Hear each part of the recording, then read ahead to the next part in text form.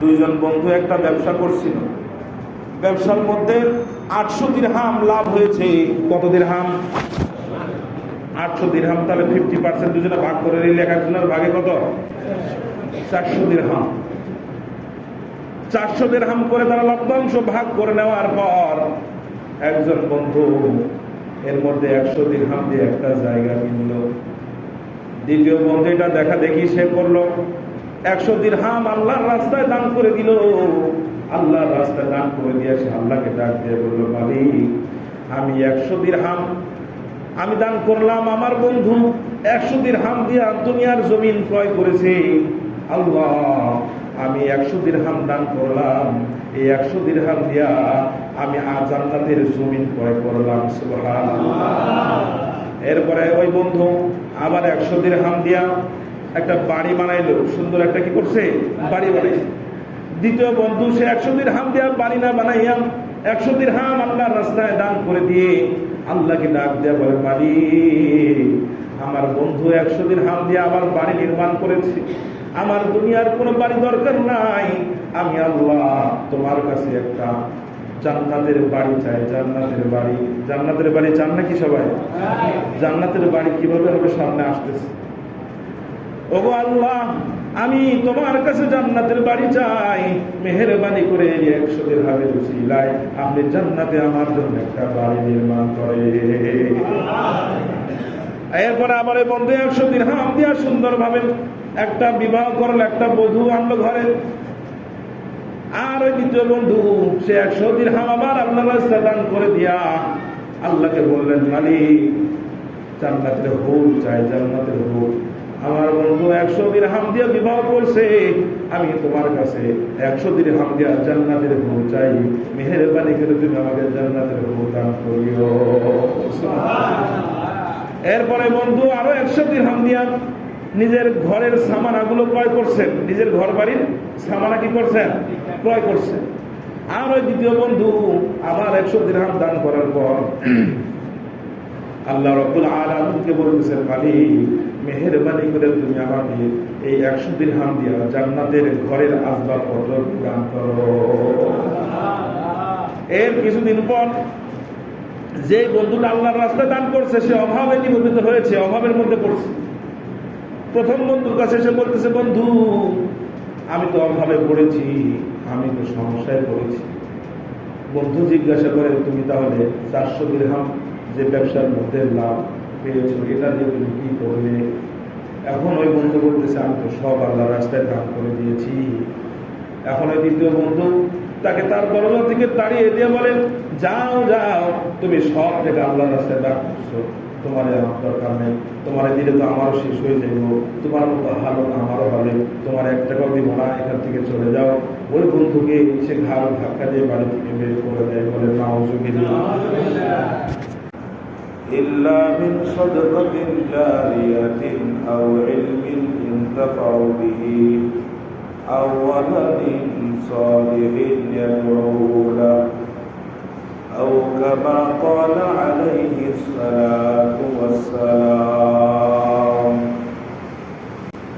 وقال تعالى في شأن حبيبه إن الله وملائكته يصلون على النبي يا أيها الذين آمنوا صلوا عليه وسلموا تسليما.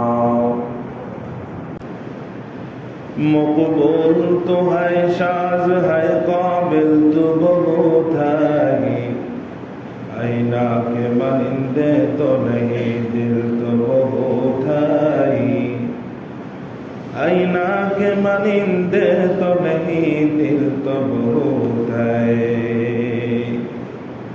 ایک چشم زدن غافل ازا شاہ نبشی, شاید کہ نداہ کو نگالا بشی, شاید کہ نداہ کو نداگا نبشی. الفت میں برابر ہو وفا ہو کہ جفا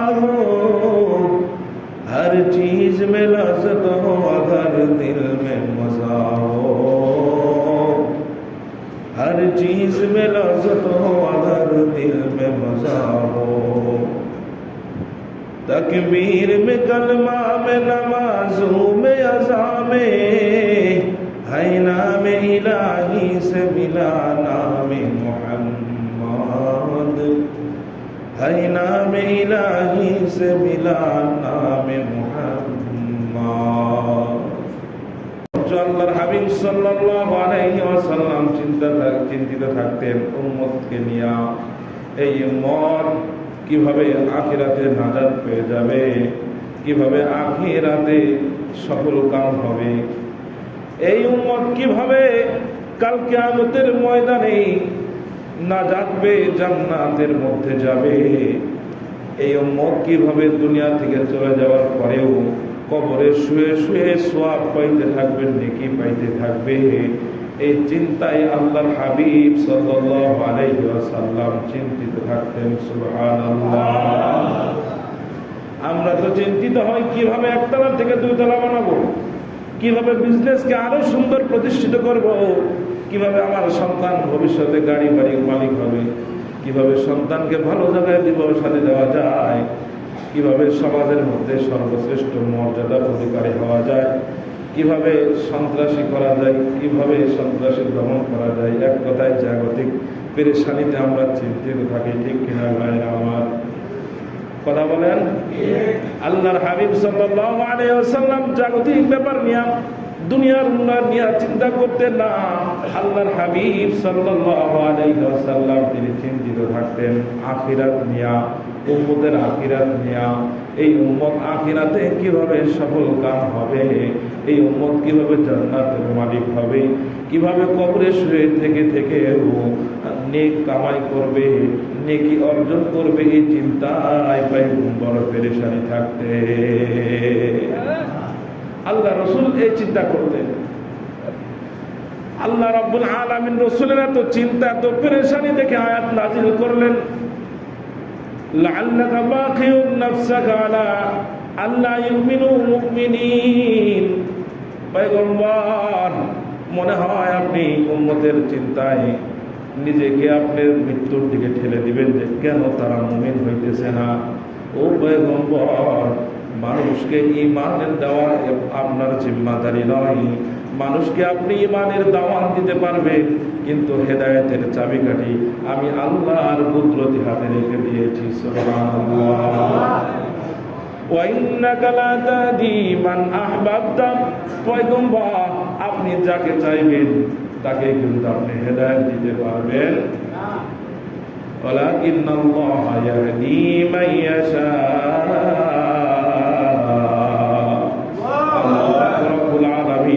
যাকে খুশি তাকে হেদায়েত দান করে। কিন্তু নবী তো দরদি নবী, নবী রহমতের নবী। এই জন্যই পয়গম্বর আলাইহিস সালাতু ওয়াস সালাম উম্মত নিয়ে চিন্তায় থাকতেন। এই উম্মত কিভাবে আখিরাতে নাজাত পাবে, এই উম্মতের কবর কিভাবে সুন্দর হবে, হাসর কিভাবে সুন্দর হবে, মিজান কিভাবে সুন্দর হবে, ফুলসিরাত কিভাবে সুন্দর হবে। এই জন্যই পয়গম্বর সব সময় উম্মতদেরকে নিয়ে চিন্তিত থাকতেন, পেরেশানি থাকতেন, ঠিক কিনা ভাইরা আমার? এই নবী এত চিন্তিত থাকতেন। নবীর চিন্তার পরিধিটা শুধু দুনিয়ার মধ্যে সীমাবদ্ধ ছিল না, বরং কাল কিয়ামতের মাঠে সমস্ত পয়গম্বরগণ যখন নাফসি নাফসি বলতে থাকবে, হাসরের মাঠের এক কোণারে আমাদের পয়গম্বর উম্মতি উম্মতি বলে চিন্তিত থাকবেন, ঠিক কিনা ভাইরা? উম্মত নিয়ে চিন্তিত। এই উম্মত কিভাবে নাজাত পায়, কিভাবে কবরে শুয়ে থেকেও আমলের বিনিময় সওয়াব পাইতে থাকে। এই জন্য আল্লাহ রাসূল কি থাকতেন? পেরেশানি থাকতেন। এই পেরেশানির জিম্মাদারি কিন্তু আমাদেরকে দিয়ে গেছেন ভাইরা আমার। আল্লাহর রাসূল দুনিয়া থেকে বিদায় হয়ে চলে গেছেন। আল্লাহর হাবিব দুনিয়া থেকে চলে যাওয়ার পরে কিন্তু আমাদেরকে এই দায়িত্ব দিয়ে গেছেন, কিয়ামত পর্যন্ত আনেওয়ালা উম্মতের কাছে এই দাওয়াতি পৌঁছায় দেওয়া, এটা তোমাদের উপরে জিম্মাদারি দিয়ে গেলাম। সুতরাং সকল উম্মতে মুহাম্মাদি দায়ী। এই জন্যই তো কাল কিয়ামতের মাঠে অন্য উম্মত ততক্ষণ পর্যন্ত জান্নাতে যেতে পারবে না যতক্ষণ পর্যন্ত উম্মতে মুহাম্মাদি জান্নাতে না যাবে। এই জন্য ভাইরা আমার, আল্লাহর হাবিব সব সময় চিন্তিত থাকতেন কিভাবে কবরে শুয়ে থেকে থেকেও এই উম্মত সওয়াবের অংশীদার হইতে পারে। এই জন্যে আল্লাহর হাবিব সাল্লাল্লাহু আলাইহি ওয়াসাল্লাম হাদিস বর্ণনা করছেন যে কিভাবে কবর, মানুষ যখন মৃত্যুবরণ করে, মৃত্যুবরণ করলে কিন্তু তার সমস্ত আমলের রাস্তা বন্ধ, ঠিক কিনা ভাইরা আমার? মানুষ কবরস্থ হয়ে গেলে তখন মনে চাইলেও কিন্তু সে আর দান সৎকার করতে পারবে না। পারবে নাকি? কবরে শুয়ে থেকে থেকে যদি চাই কোরআন তেলাওয়াত করতে, কোনো সওয়াব হবে? কোনো সওয়াব হবে না। কবরে শুয়ে থেকে থেকে নামাজ পড়তে চাইলে নামাজ পড়লেও কোনো সওয়াব হবে না। সওয়াবের জায়গা হলো, অর্জন করার জায়গা হলো দুনিয়া। আর দুনিয়া মাযরাতুল আখিরাহ, দুনিয়া হলো আখিরাত কামাইয়ের ক্ষেত্রফল। দুনিয়া আখিরাত কামাই করার স্থান, ক্ষেত। এই দুনিয়া থেকে আখিরাত কি করতে হবে? কামাই করতে হবে। এই জন্যই তো আল্লাহ রাসূল বলেন, আল কাইয়িসু মান দানা নাফসাহু ওয়া আমিলা লিমা বা'দাল মাউত। ওই ব্যক্তি চালাক, বুদ্ধিমান, যে আল কাইয়িসু মান দানা নাফসাহু ওয়া আমিলা লিমা বা'দাল মাউত, যে নিজেকে চিনতে পেরেছে এবং আখিরাতের জন্য, পরকালের জন্য কামাই করতে পেরেছে, ওই হইলো আসল চালাক। কথা বুঝে আসছে নাকি ভাই? হ্যাঁ, এই জন্য তো আল্লাহর হাবিব সাল্লাল্লাহু আলাইহি ওয়াসাল্লাম হাদিস বর্ণনা করেছেন, আন আবি হুরায়রা রাদিয়াল্লাহু আনহু قال قال رسول الله صلى الله عليه وسلم إذا مات الإنسان انقطع عنه عمله إلا من ثلاث। আল্লাহর হাবিব সাল্লাল্লাহু আলাইহি ওয়াসাল্লাম হাদিস বর্ণনা করেন, রাসূল করিম সাল্লাল্লাহু আলাইহি ওয়াসাল্লাম বলেন, মানুষ যখন মারা যায় তার সমস্ত আমলগুলো বন্ধ হয়ে যায়, চাইলে সে আমল করতে পারে ইল্লা মিন সালাস, কিন্তু তিনটা আমল তার বাকি থাকে। তিনটা আমলের সওয়াব এমন যে মরার পরেও তার কবরের মধ্যে সওয়াব অটোমেটিক যাইতেই থাকে। সুবহানাল্লাহ বলেন। কয়টা আমল? তিনটা আমলের সওয়াব কবরের মধ্যে যাইতে থাকে। এক নম্বর সাদকা জারিয়া, ইল্লা মিন সাদকাতিন জারিয়া। আল্লাহ রাসূল বলেন এক নম্বর হলো সাদকা জারিয়া। দুনিয়াতে কোনো ব্যক্তি যদি কূপ খনন করে যায়, পানি খাওয়ার ব্যবস্থা করে যায়, মসজিদ মাদ্রাসা নির্মাণ করে যায়, কোনো কিতাবাদি যদি কাউকে কিনে দিয়ে যায়, কোরআনুল কারীম যদি কাউকে দান করে যায়, এরকম ভাবে মসজিদের জন্য জায়গা দিয়ে যায়, এরকম সদকা জারিয়া স্বরূপ যদি কোনো ব্যক্তি কোনো কাজ করে থাকে, তাহলে ওই ব্যক্তি কবরে শুয়ে থেকেও সে সওয়াব পাইতে থাকবে। কবরে শুয়ে সওয়াব পাইতে থাকবে। দুই নম্বর, আপনার হাবিব সাল্লাল্লাহু আলাইহি ওয়াসাল্লাম বলেন, আও ইলমিন ইনতাফাউ বিহি, উপকারী ইলম অর্থ হলো যে নিজেও ইলম শিক্ষা করছে, অপরকে ইলম আবার শিক্ষা দিয়েছে, এইভাবে সে আবার আরেকজনকে শিক্ষা দিবে।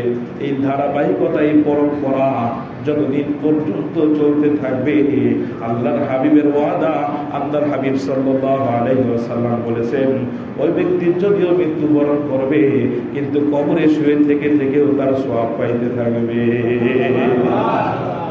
কবরে শুয়েও সেই সওয়াব পাইতে থাকবে।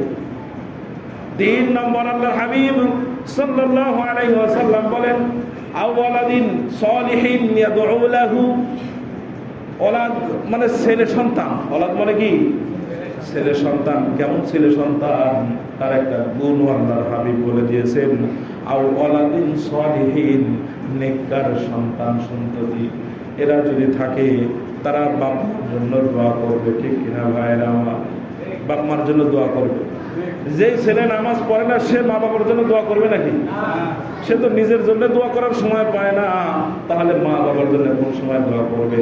ওর তো আল্লাহর কাছে হাত ওঠানোর মৌকা নাই, সুযোগ নাই। হ্যাঁ, তাহলে সে কিভাবে আরেকজনের জন্য দোয়া করবে? প্রশ্নই আসে।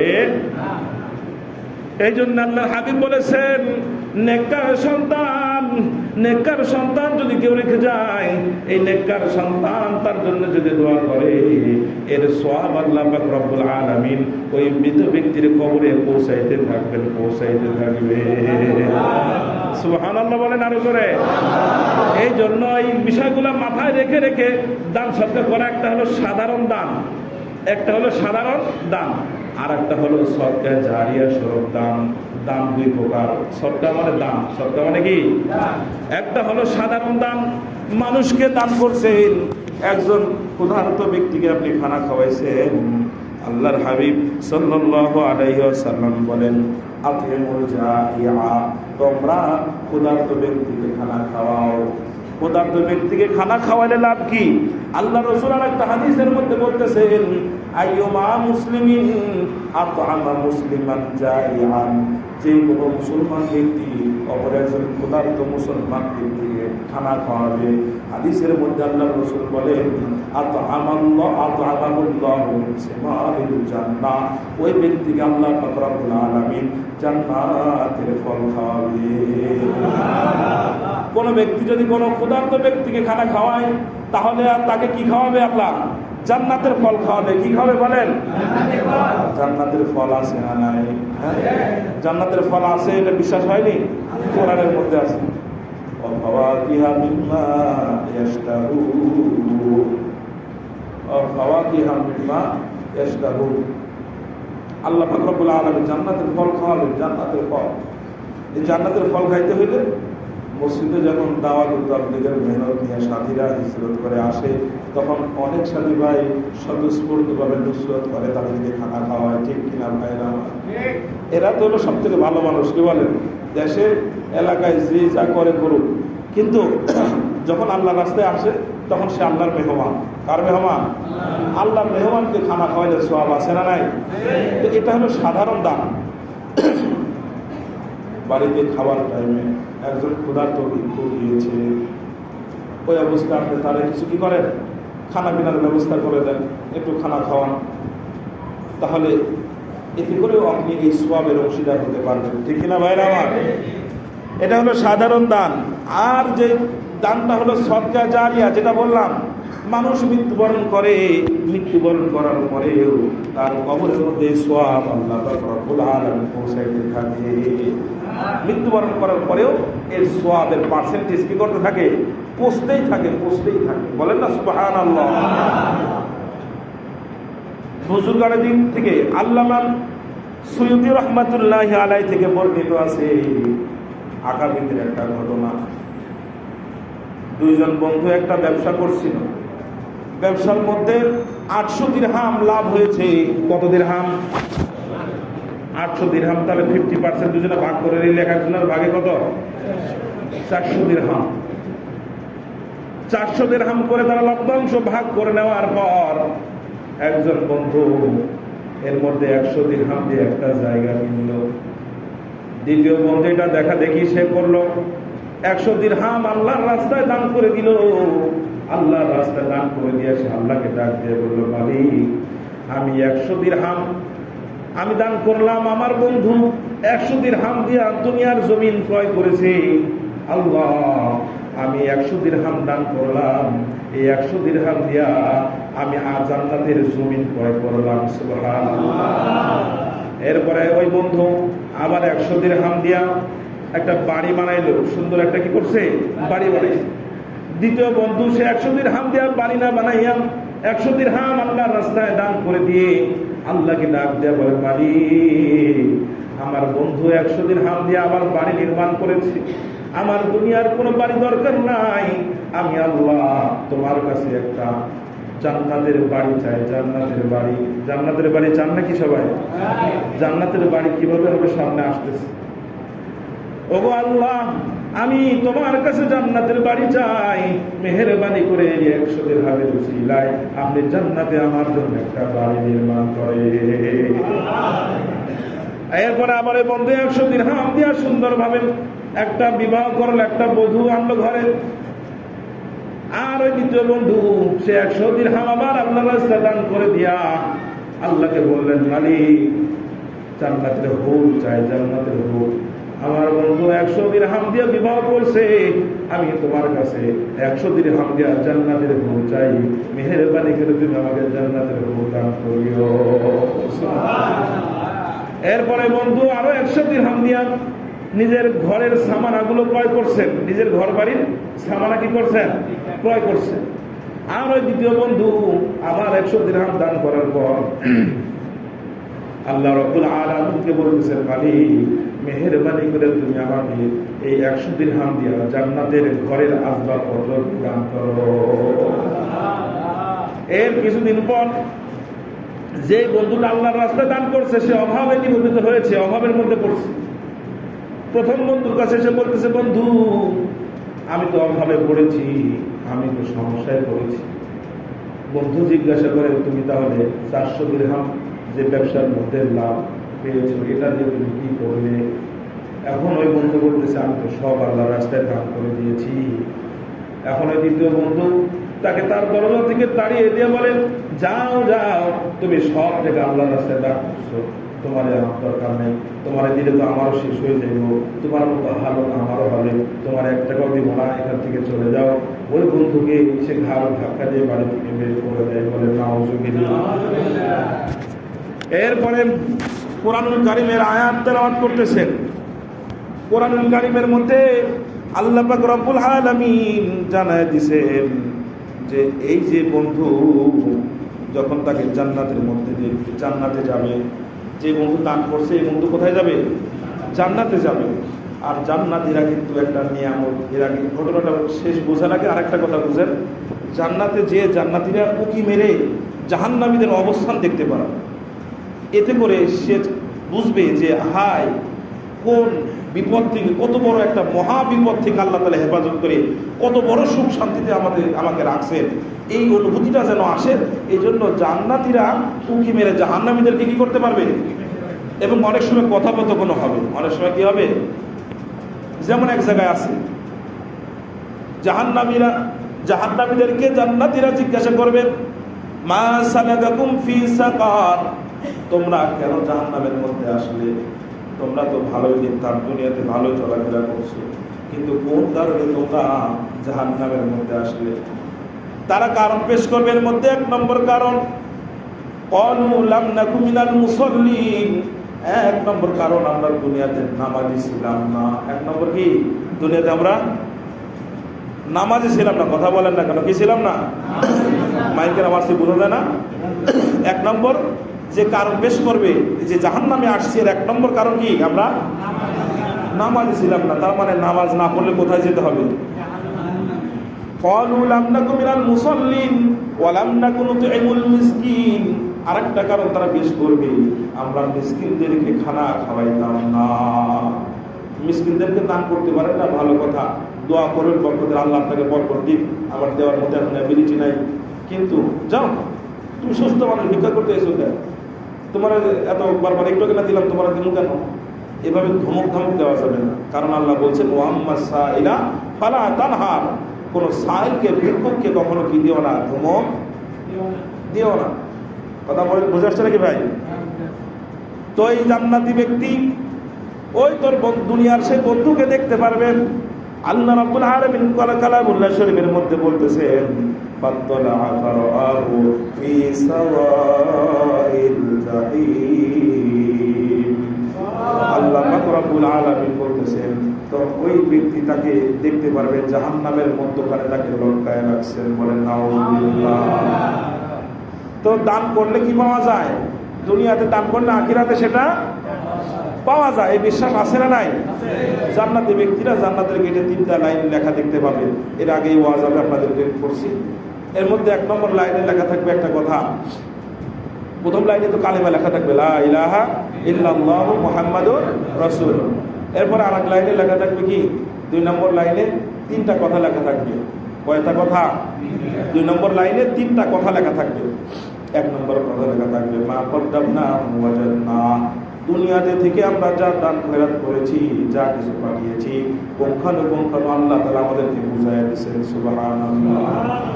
মা আকালনা রাবিহনা, দুনিয়াতে থেকে যেটা আমরা খেয়ে এসেছিলাম, যেটা পড়ে পুরাতন করে ফেলেছিলাম, ওই ব্যাপারে আমরা লাভবান হয়েছি। ওমা তারাকনা খাসিরনা, আর যেটা আমরা দুনিয়াতে রেখে এসেছিলাম সেটার ব্যাপারে আমরা ক্ষতিগ্রস্ত হয়েছি। আমাদের সন্তানেরা দুনিয়াতে পরিত্যক্ত সম্পত্তি নিয়ে মারামারি, হানাহানি, কাটাকুটি লাগে, ঠিক কিনা ভাইয়েরা আমার? তো এই ব্যাপারে ক্ষতিগ্রস্ত। যেটা খাইছি এটা লাভবান, আর যেটা দুনিয়াতে থেকে আখিরাতের জন্য পাঠিয়েছি সেই ব্যাপারে কি হয়েছি সেটা পুঙ্খানুপুঙ্খ আবার পেয়ে গেছি। বলেন না সুবহানাল্লাহ।